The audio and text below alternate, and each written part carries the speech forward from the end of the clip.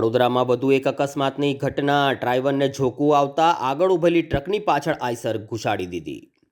વડોદરા શહેરમાં અકસ્માતોની વણઝાર અટકવાનું નામ નથી રહી. તેવામાં વધુ એક અકસ્માતની ઘટના આજે કપુરાઈ ચોકડી પાસે બની હતી. ઊભેલી ટ્રકની પાછળ આઈસર ગાડી અથડાતા અકસ્માત સર્જાયો હતો. સદનસીબે આ અકસ્માતમાં કોઈ જાનહાનિ થવા પામી નહોતી.